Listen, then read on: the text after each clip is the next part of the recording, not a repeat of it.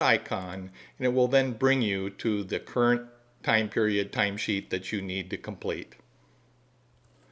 Now, for purposes of this demo, we are at Friday, May 7th, and we are ready to complete the timesheet for the week. The timesheet week goes from 5/2, Sunday on 5/2, to Saturday on 5/week. At the end of the work week on Friday, you would need to complete and submit your timesheet for the week.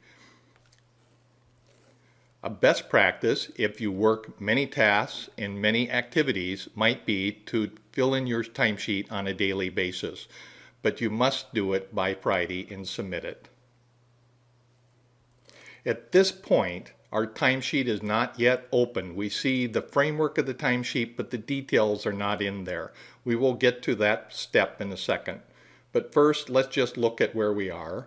We see that we are in the time period, up in upper left side. Time period is 5/2 to 5/8. We can see in the time scale where the hours will go, the periods, Sunday, Monday, Tuesday, Wednesday, Thursday, Friday, Saturday, and then a total.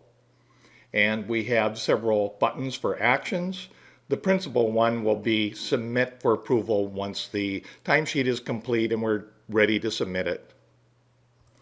You will also note that there are several buttons here to add information into the timesheet. We're able to add tasks, we're able to add other time, and we're able to add incidents. More on that after we populate the timesheet. One final point at this stage is that the timesheet status is currently open. And once we have submitted the timesheet, it will change to submitted. And once it is approved by the approver, the status will change to approved. If the timesheet is returned after we submitted it, it will have a timesheet status of returned. Now we're ready to start the second focus, which is populating your timesheet. To do that, we click on the Populate button, and that brings in current information about your time. Looking at the layout of the timesheet, notice that the first column of information is project or investment. The second column is the description, which is oftentimes the task or activity. And then we have the days of the week, and we have cells where we're going to actually enter the time for that activity or that task. For that project, we'll go into this day. We're able to edit and put information in. Also notice that the timesheet has different sections to it. The top section here is tasks, and tasks are coming from projects, and we have one project that's listed here on this timesheet with 2 tasks that are planned to be worked. So there's time to be entered, could be entered on 2 tasks. There is another section on other time. Here we're seeing items such as applications and other work activities like paid time off or operational plans such as RIM scanning. If you work on incidents, there could then be a third section in here, incidents. And to add time for incidents or to bring in an incident, we would just click on the Add Incidents button.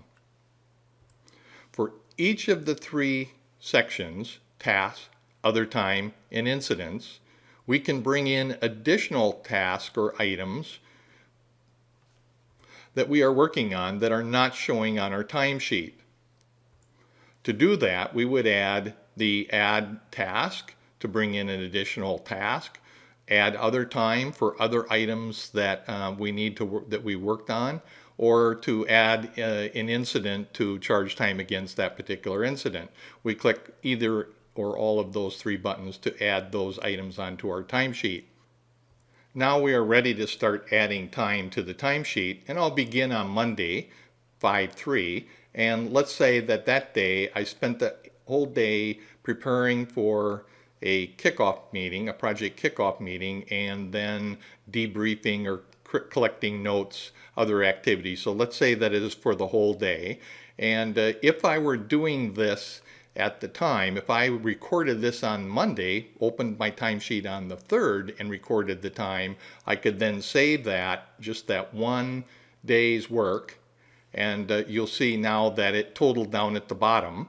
And but now we could do more, we can save as many times as we wish. We can add each cell entry, we could save it. We could do our timesheet twice a day throughout the week and save.